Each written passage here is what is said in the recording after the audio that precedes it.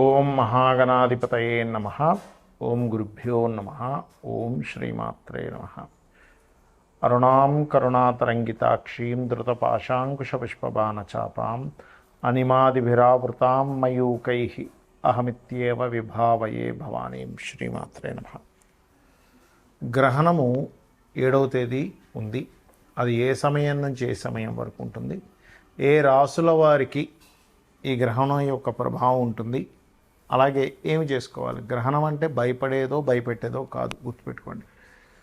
గ్రహణము అనగానే మనకి అదొక గొప్ప సమయం, సాధన చేసుకోవడానికి సాధనా సమయంగా గుర్తించాలి. అయితే ముందుగా మనం అసలు ఏ సమయంలో ఉంది అనేటువంటిది తెలుసుకుందాం. మనకి గ్రహణం పర్ఫెక్ట్గా ఉండే సమయం అయితే 11 గంటల రాత్రి, అంటే 7వ తేదీ రాత్రి 11 గంటల నుంచి 12:22 వరకు ఉంది, గుర్తుపెట్టుకోండి. అయితే దానికంటే ముందు దాని ప్రభావం అనేటువంటిది 8:58 ప్రారంభమై అర్ధరాత్రి అంటే తెల్లవారితో 8 అనగా 2:25 అవుతుంది. ఈ గ్రహణం చంద్రగ్రహణము మనకి ఇక్కడ ఉంటుంది. ఎప్పుడైనా గుర్తుపెట్టుకోండి, గ్రహణం మనకు ఉందా లేదా అనేటువంటిది రాత్రి సమయంలో ఉంటే ఉన్నట్టు, పగల సమయం ఉంటే లేనట్టు. రైట్. ఈ యొక్క గ్రహణ ప్రభావం ఏ రాశుల వారికి ఎటువంటి విషయాల్లో చాలా బాగుంటుంది, ఎటువంటి విషయాల్లో కించిత్ జాగ్రత్త వహించాలి, దానాలు ఏమి ఇవ్వాలి, ఏ దేవతారాధన, ఒక్కొక్కరు ఏ దేవతారాధన చేసుకుంటే వాళ్ళకి అద్భుతమైన ఫలితాలు వస్తాయనేటువంటి విషయాలు చెప్తుంది నేనైనప్పటికీ కూడా చెప్పిస్తుంది సాక్షాత్ లలిత అమ్మవారిగా భావిస్తూ ఒక్కొక్క రాశి గురించి తెలుసుకుందాం. ముందుగా మేషలగ్నము, మేషరాశి. మేషం వారికి చూసుకున్నట్లయితే, మేషరాశి వారికి కనుక చూసుకుంటే ఏకాదశంలో గ్రహణం కలుగుతుంది. ఏకాదశంలో గ్రహణం కలిగితే చాలా మంచిదండి, అందులో ఎటువంటి ఇబ్బంది లేదు. తర్వాత వచ్చేటువంటి మీకు సూర్యగ్రహణం ఈజ్ డిఫరెంట్, బట్ చంద్రగ్రహణం అయితే మంచిదే. అయితే ఈ చంద్రగ్రహణానికి సూర్యగ్రహణానికి 15 రోజులు డిఫరెన్స్ ఉంటుంది. మీరు ఏదైతే డిజైర్స్ ఉంటాయో, ఫలానా పని అవ్వాలనుకుంటున్నాము, అది అవుతుందో లేదో అనుకునేటువంటి వారికి ఏకాదశంలో గ్రహణం చాలా మంచిది.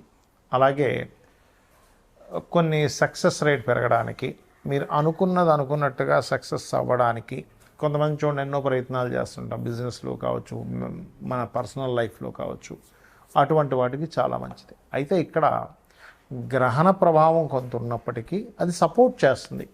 మీ పర్సనల్ చార్ట్లో అసలు ఏదైనా ఒక పని అనుకుంటున్నారు, సక్సెస్ అవ్వట్లేదు, మీ 3వ అధిపతి ఎవరు, సప్తమాధిపతి ఎవరు, లాభాధిపతి ఎవరు చూసుకోవాలి. అంటే 3వ అధిపతి పాడయ్యాడు అనుకోండి, మన ప్రయత్నంలోనే ఎక్కడో ఏదో లోపం ఉంది, అంటే మనం స్టార్ట్ చేసే ప్రయత్నంలోనే.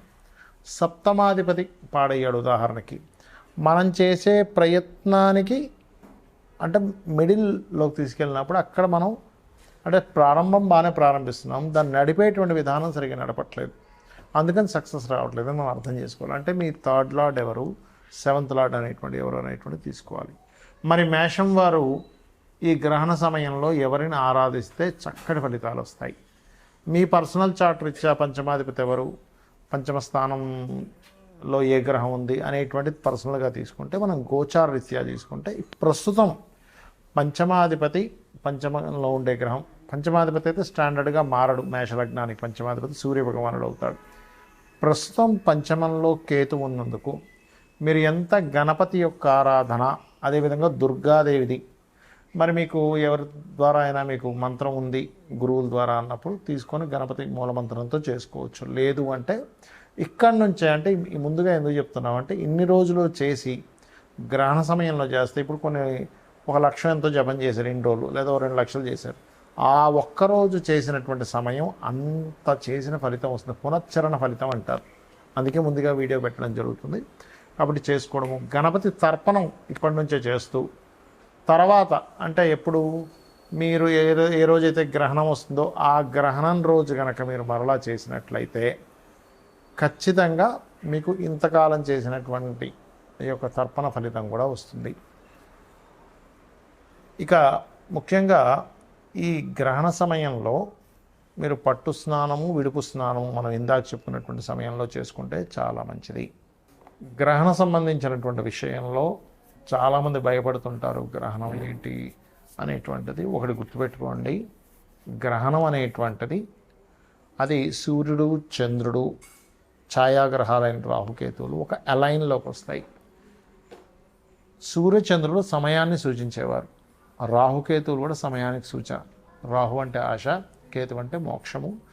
రాహు అంటే రాబోయే సమయం, కేతు అంటే అయిపోయిన సమయంగా తీసుకుంటారు. రవిచంద్రుల ద్వారానే మనకి సమయం అంటే ఈరోజు ఈ తిథి, ఈరోజు ఇక్కడ సంక్రమణం జరిగింది, ఈ మాసం మారింది, ఈ పౌర్ణమి అమావాస్యలు వస్తుంటాయి. కాబట్టి ఈ 4 అంటే సమయాన్ని సూచించేవారు. అదేవిధంగా మనకి లలిత సహస్రనామాల్లో కానీ చాలా విషయాల్లో సూర్యచంద్రుల్ని నేత్రాలు గాను మనకి కనుక చూసుకున్నట్లయితే అమ్మవారి యొక్క తాటంకములుగా అని చెప్తూ ఉంటారు. అందుకే తాటంక యుగలీభూత తపన ఉడుప మండల అంటూ ఉంటాం. కాబట్టి ఈ సమయం చాలా గొప్పది అనే భావనతో గనక మీరు చేసుకున్నట్లయితే జపాన్ని, ఈ జపము యొక్క ఫలితం ఏదైతే ఉందో మిమ్మల్ని రక్షిస్తుంది. రుణ రోగ శత్రువుల నుంచి రక్షిస్తుంది, గుర్తుపెట్టుకోండి.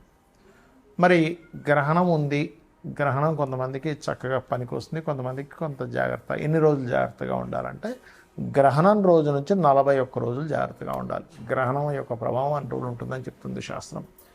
గ్రహణం తదనంతరం మీరు మనకి సూర్య చంద్ర ప్రతిమలు అంటే తర్వాత రోజు సూర్యచంద్ర ప్రతిమలు ఒక మనకి ఇత్తడి గిన్నె ఉంటుంది. ఆ చిన్న ఇత్తడి గిన్నె తీసుకొని అందులో నెయ్యి ప్యాకెట్, ఆవు నెయ్యి ఉంటే ఆవు నెయ్యి, లేకపోతే వేరే నెయ్యి ఏదైనా అసలు పెట్టి బియ్యము, నువ్వులు, మినుములు ముఖ్యంగా దానంగా ఇవ్వాలి, గుర్తుపెట్టుకోండి. ఉలవలు కూడా ఇస్తే ఇంకా మంచిది. ఈ 4 పదార్థాలు దక్షిణ. చాలామంది అడుగుతుంటారు, ఏమంటే దక్షిణ ఎందుకు ఇవ్వాలి దానం ఇచ్చినప్పుడు అంటే, మీరు ఏదైతే దానం ఇస్తారు, ఇప్పుడు ఈ గ్రహణం అని కాదు, నార్మల్గా కూడా మీరు ఏదైనా నువ్వులు ఇచ్చారు, బియ్యం ఇచ్చారు, గోధుమలు ఇచ్చారు, ఏదైనా గ్రహ సంబంధించిన దానాలు ఇచ్చినప్పుడు మీ యొక్క దోషం ఏదైతే ఉంటుందో వాళ్ళు ఖచ్చితంగా తీసుకుంటారు. మరి అది తగ్గాలంటే వాళ్ళకి గాయత్రి చేసుకోవాలి, కొన్ని గంటల సేపు కూర్చొని. ఆ గాయత్రి చేసుకొని వాళ్ళు పోగొట్టుకోవడానికి వాళ్ళు కొంత సమయాన్ని వెచ్చిస్తారు. కాబట్టి వాళ్ళకి దక్షిణ రూపంలో ఇస్తారు. అది మన ఇష్టం. మీరు 100 ఇస్తారా, 200 ఇస్తారా, 500 ఇస్తారా, మీ స్తోమత బాగా కోటీశ్వరుడు అయితే 1000 రూపాయలు కూడా ఇవ్వచ్చు, చెప్పలేం. బట్ మీ దగ్గర లేనప్పుడు వాళ్ళని ఏమంటే మా దగ్గర ధనం లేదు, ఇంతే ఉంది అంటే వాళ్ళు ఏమీ వద్దనరు, గుర్తుపెట్టుకోండి. అది గుర్తుపెట్టుకోండి. అలాగే మరొక విషయం ఏంటంటే, ఈ గ్రహణ సమయంలో చాలామంది అడుగుతుంది ఏంటంటే, మరి ఈ గ్రహణానికి మనకి ఉందా లేదా అనేటువంటి క్వశ్చన్లో ఖచ్చితంగా ఉంది.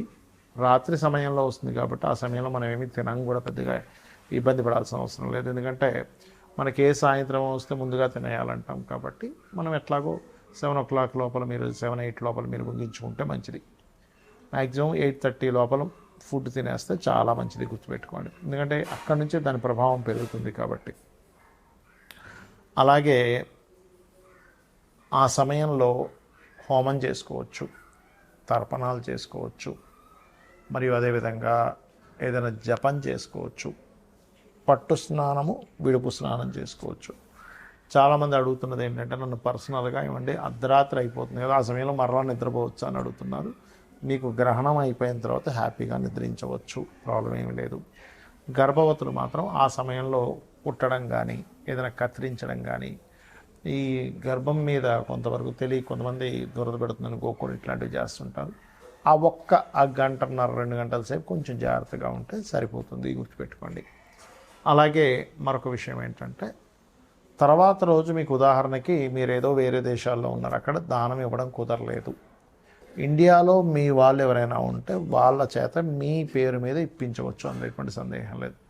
ఏమంటే ఇండియాలోనే ఉన్నాం కానీ ఇక్కడ దానం తీసుకునే వాళ్ళు ఎవరు లేరు అన్నప్పుడు గోవులకి క్యారెట్స్, గ్రాసము, బియ్యపు పిండి, మినుములతో చేసినటువంటిది ఏదైనా పదార్థాన్ని గోవుకు తినిపించవచ్చు, ఏది మీకు దానం ఇవ్వడం కుదరకపోతే. అలాగే వెండి మనకి పడగలు కూడా దొరుకుతాయి, సర్ప పడగలను కూడా దానంగా ఇస్తారు. ఇవి గనక చేసినట్లయితే దోషం అనేటువంటిది, వీటన్నిటికంటే ముఖ్యమైనటువంటిది గ్రహణము అనేటువంటి విషయాన్ని భయపడడం కాకుండా అదొక యోగముగా భావించి జపం చేసుకోండి. అన్ని విధాలా మీకు బాగుంటుంది. శ్రీమాత్రే నమః.